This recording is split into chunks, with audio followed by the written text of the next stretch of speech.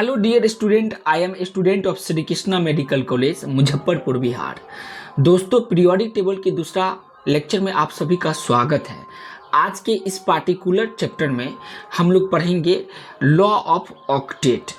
काफ़ी डिटेल से हम आपको बताएंगे लॉ ऑफ ऑक्टेट। आप क्या कीजिएगा, बस एनसीईआरटी निकाल लीजिए और जैसे जैसे मैं मार्क करवाऊँ वैसे वैसे मार्क करते जाइएगा और जितना मैं पढ़ाऊँगा बस उतना ही आप तैयारी करते जाइएगा। तो एग्ज़ाम से पहले आपका पूरा सिलेबस काफ़ी स्मूथली इंड हो जाएगा और आप 100 में 100% मार्क प्राप्त करेंगे।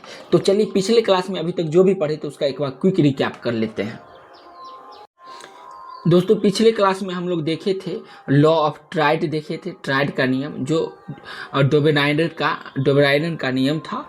शुरू के समय में जितने भी एलिमेंट था उस समय डिस्कवर था, सब पे साइंटिस्ट रिसर्च किए, ढेर सारे साइंटिस्ट रिसर्च किए और उसके आधार पे उन्होंने जितने एलिमेंट था उसके प्रॉपर्टीज़ को पीरियड्स और ग्रुप में डिवाइड करके और पीरियोडिक टेबल का निर्माण किए। उसके बाद हम लोग देखे थे एक दूसरे साइंटिस्ट आए थे जिसका नाम था AEBD कॉनकॉर्टॉइस। इन्होंने क्या किया था, इसके समय में जितने भी एलिमेंट था सभी को उसके इंक्रीजिंग एटॉमिक वेट के आधार पे अरेंज किया, जिसमें एक सिलेंड्रिकल टेबल का फॉर्मेशन हुआ। सिलेंड्रिकल टेबल कुछ इस तरह से था। उसके बाद हम लोग आज का क्लास में जो पढ़ेंगे उसको ध्यान से देखिएगा। दोस्तों, डोबेराइडर का जो ट्राइड था वो इस टेबल में दिया गया है, आपके एनसीईआरटी में भी होगा, तो इसको काफ़ी ध्यान से देखिएगा। इसमें देखिए कौन कौन तत्व लिया गया है। यहाँ पे लिथियम, सोडियम एंड पोटासियम का एक ग्रुप बनाया गया है। दूसरा ग्रुप है कैल्शियम, स्ट्रोंशियम एंड बेरियम का, और दूसरा है क्लोरीन, ब्रोमीन एंड आयोडीन का ये ग्रुप बनाया गया है, जिसमें बताया गया था कि फर्स्ट और आखिरी तत्व का जो एटॉमिक नंबर होगा उसको दोनों को एटॉमिक वेट होगा, उस दोनों को जोड़ देंगे और 2 से जब डिवाइड करेंगे तो मिड वाले जो एलिमेंट होगा उसके एटॉमिक वेट के बराबर होगा। जैसे यहाँ पे एग्जांपल दिया गया लिथियम और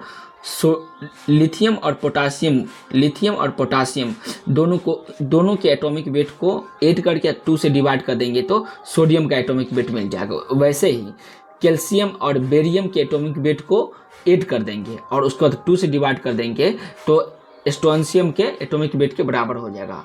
ठीक वैसे ही क्लोरीन और आयोडीन के एटॉमिक वेट को जब हम लोग ऐड कर देंगे तो और उसको 2 से डिवाइड करेंगे तो किसका मिलेगा, बिल्कुल सही, ब्रोमीन का एटॉमिक वेट मिल जाएगा। तो यही है डोबेराइडर का ट्राइड्स। अब हम लोग दोस्त अगले साइंटिस्ट जिनका नाम था न्यूलैंड्स का ऑक्टेट रूल पढ़ेंगे। तो सबसे पहले न्यूलैंड्स का ऑक्टेट रूल के लिए आप क्या निकालिए, एनसीईआरटी का नीचे टेबल दिया गया है उसको निकालिए और मैं आपको समझा दूं तो उसके बाद स्टेटमेंट आपको बिल्कुल बढ़िया से समझ में आएगा। दोस्तों, ये न्यूलैंड्स ऑक्टेट रूल का टेबल है और इससे आप पूरा उसका जो रूल था उसको समझ पाएंगे। उसके समय में जितने भी एलिमेंट था सभी एलिमेंट को उन्होंने कुछ इस तरह से उसके एटॉमिक वेट परमाणु द्रव्यमान के बढ़ते क्रम में ऐसे सजाया। यहाँ पे देखिए अलग अलग है दिया गया, जैसे लिथियम है, बेरिलियम है, बोरॉन है, कार्बन है, नाइट्रोजन है, ऑक्सीजन है, फ्लोरीन है, फिर उसके बाद sodium, magnesium, aluminium, silicon, phosphorus, sulphur और क्लोरीन, पोटासियम एंड कैल्शियम। इनके समय में टोटल इतने एलिमेंट का खोज हो चुका था। इस सभी एलिमेंट को उन्होंने परमाणु द्रव्यमान के बढ़ते क्रम में ऐसे सजाया कि पहला एलिमेंट का गुण उसके 8वें एलिमेंट के गुण के बराबर मिलता था। तो पहला देखिए 1 2 3 4 5 6 7 एंड 8। वैसे यहाँ से ऐड कीजिए तो 1 2 3 4 5 6 7 एंड 8, अर्थात बेरिलियम का जो प्रॉपर्टीज है, बेरिलियम का प्रॉपर्टीज किस से मिलता है, तो बेरिलियम का प्रॉपर्टीज मिलेगा बेरिलियम से। उसके बाद मैग्नीशियम एंड कैल्शियम से। लिथियम का प्रॉपर्टीज किससे मिलेगा दोस्त, तो बताएंगे लिथियम, सोडियम एंड पोटासियम से मिलेगा। तो एक बात समझिए, न्यूलैंड्स के समय तक टोटल कैल्शियम तक एलिमेंट खोजा जा चुका था।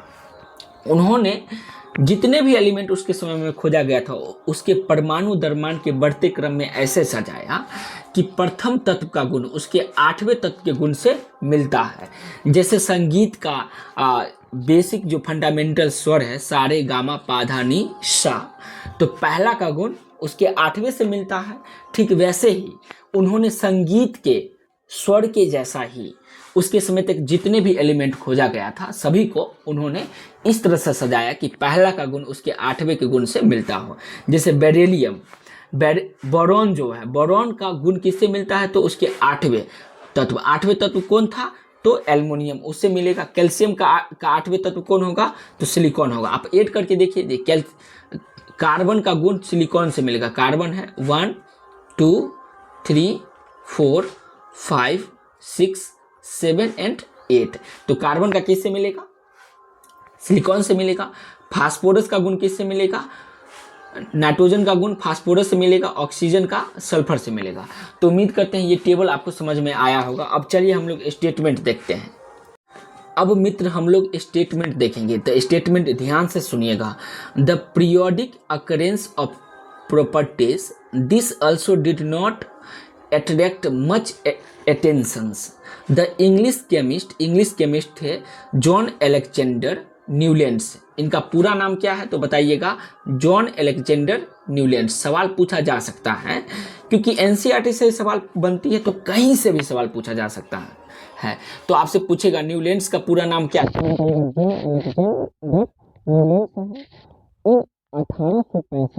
1865 में perform the law of octet. उन्होंने जॉन अलेक्जेंडर न्यूलैंड्स ने 1865 ईस्वी में एक रूल लॉ दिया। उसको हम क्या कहेंगे? लॉ ऑफ ऑक्टेट के नाम से वो जाना जाता है। उसका स्टेटमेंट क्या था? ही अरेंज द, उसका स्टेटमेंट यहाँ से लिखिए, he arrange the element in the increasing order of their atomic weight. उन्होंने arrange the element of increasing order of their atomic weight के आधार पर कि बढ़ते क्रम में उन्होंने एलिमेंट को अरेंज किया एंड नोटेड दैट, और उन्होंने नोट किया दैट एवरी 8 एलिमेंट, ये देखिए महत्वपूर्ण स्टेटमेंट है, every 8 element had property similar to first element. पहला का गुण उसके 8वें के गुण से मिलता है या 8वें का गुण पहले के गुण से मिलेगा। यही उसका स्टेटमेंट है और ये बहुत ही इंपॉर्टेंट स्टेटमेंट है। इस स्टेटमेंट को आप याद रखिएगा। किसके आधार पे उन्होंने ये रूल दिया? तो एटॉमिक वेट के इंक्रीजिंग ऑर्डर में उन्होंने अरेंज किया। तो किसके आधार पे बोलेगा? एटॉमिक नंबर या एटॉमिक वेट? तो क्या बताइएगा? एटॉमिक वेट के आधार पे उन्होंने दिया। न्यूलैंड्स का पूरा नाम क्या है? तो बताएंगे आप, जॉन अलेक्जेंडर न्यूलैंड्स। उन्होंने कौन सा नियम दिया पूछा जाएगा, तो क्या बताएंगे? लॉ ऑफ ऑक्टेट, ये नियम दिया। आगे बढ़िए। The relationship was just like every 8 not that resemble the first in octet of music. जैसे म्यूजिक में पहला का गुण उसके 8वें के गुण से मिलता है, ठीक वैसे ही इनके तत्व में भी पहला का गुण 8वें से मिलेगा। Newlands law of octet seem to be true only for element up to calcium. ये भी बहुत इंपॉर्टेंट लाइन है कि न्यूलैंड्स का ऑक्टेट का रूल कहाँ तक वैलिड है केवल? तो बताएंगे सिर्फ और सिर्फ कैल्शियम एलिमेंट तक ही वैलिड है। कैल्शियम के बाद का जो भी एलिमेंट खोजा गया उस पर यह रूल वैलिड नहीं हो पाई थी। इस बात को भी आप याद रखेंगे। तो उम्मीद करते हैं आपको समझ में आया होगा। न्यूलैंड्स का पूरा नाम क्या बताएंगे दोस्त? मैं आपसे ही पूछ रहा हूँ। बिल्कुल सही, जॉन अलेक्जेंडर न्यूलैंड्स। उसके नियम का क्या नाम था? तो बोलेंगे लॉ ऑफ ऑक्टेव्स। उसके बाद उन्होंने किसके आधार पर यह नियम दिया? तो बोलेंगे एटॉमिक वेट के बढ़ते क्रम के आधार पर दिया। उसका स्टेटमेंट क्या था? लॉ ऑफ ऑक्टेट का स्टेटमेंट, तो every 8 element had property similar to first element. प्रत्येक 8वां तत्व का गुण उसके पहले तत्व के गुण से मिलता है। ठीक वैसे ही जैसे संगीत का स्वर मिलती है, पहला स्वर 8वें स्वर से मिलती है। उसके बाद कहाँ तक ये जो रूल है कितने एलिमेंट तक वैलिड है? तो बताएंगे कैल्शियम तक ही वैलिड है। आगे का स्टेटमेंट है दोस्त, although this idea was not widely accepted at that time. उस समय तक ये इनकी जो आइडिया था ये वाइडली बड़े पैमाना पे एक्सेप्ट नहीं किया गया। For his work was later awarded Davy medal in 1887 by the Royal Society London. बहुत ही इंपॉर्टेंट अवार्ड है दोस्त। डेवी मेडल से इसको अवार्ड किया गया था। कितना ईस्वी में? तो बोलेंगे 1887 ईस्वी में। कहाँ पे? तो रॉयल सोसाइटी लंदन में इसको अवार्ड दिया गया था। इनके जो डिस्कवर था इसके लिए इनको अवार्ड दिया गया, और इनका जो टेबल था यही टेबल है। एक बात ध्यान रखेंगे, इसमें नोबेल गैस को इंक्लूड नहीं किया गया था, क्योंकि उस समय तो नोबेल गैस का खोज ही नहीं हो पाई थी। तो लिखा गया नो नोबेल गैस, इसमें नोबेल गैस नहीं आती है। तो उम्मीद करते हैं ऑक्टेट का जो रूल था आपको समझ में आया होगा। तो वीडियो अच्छा लगा तो लाइक कीजिए और चैनल को सब्सक्राइब कीजिए। फिर मिलते हैं नेक्स्ट वीडियो में। धन्यवाद दोस्तों।